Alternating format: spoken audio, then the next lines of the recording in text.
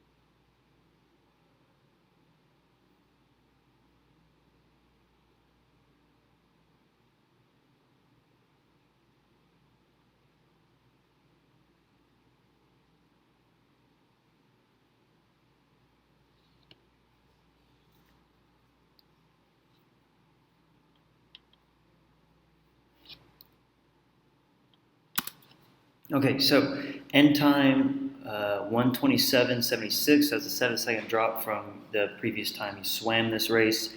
By 50, you were out at 41 and then back at 46. So we want to kind of address that 46. And this is only our second week of training. So as you continue to get in better shape and kind of fine tune your technique, I think those splits will be a lot closer. And of course, you'll continue to drop time. Let's take a look here at the start. So I like that you're using the bottom bar. I feel like that's an appropriate bar for where you are right now.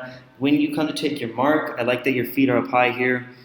But I want you to think about trying to eliminate this arch and staying in a more neutral position. So don't tuck in so much, but instead stay in a neutral position, and that'll put you in a better position to really launch yourself out of the water, as opposed to here, you're just really pushing straight back.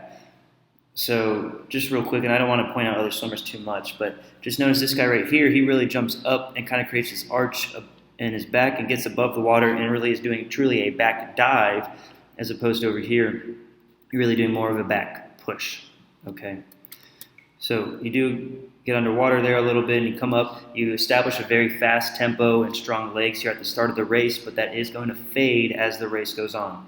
Okay, you're doing a nice job keeping these arms straight. So you notice here you're coming out, arm is straight over here. But what we want to do is make sure we're entering with our pinky. So here you're coming in right with the back of your hand. Rotate that arm a little bit so the pinky enters first. This will be a lot easier if you rotate your body more as well. So notice you rotate a little bit, which is good, but you're not rotating enough, which is causing a little bit, is why your pinky's not hitting first. But also notice here, there's a lot of white water next to you as you're pulling the strokes. See right there, that was a good example. So that tells me you're pulling too shallow. If you rotate a little more, it's going to do two things then. It's going to allow you to enter with the pinky up top. It's going to allow you to pull that deep water and keep your stroke more efficient. Okay, so overall, nice tempo established here on the first 50. Oops, let me fast forward a little bit into the turn now.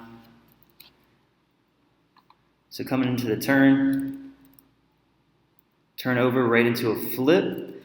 Nice low flip there. But then when you come up, notice here you're kind of in this position where you're not in streamline with either arm and you're still underwater. So what we want to do is hold that streamline as long as we can. And then when we're about to break out, you break out with one arm and the other arm remains up top in position ready to take another stroke. But here, you notice this arm is taking a stroke. This arm's already at your side, and it kind of took a shallow stroke. So stay disciplined. Like if this is your first stroke, it's going to be with your left arm. Take that stroke with the left arm, that's fine. But keep that right arm up top until it's kind of in rhythm to take that right arm stroke. Okay?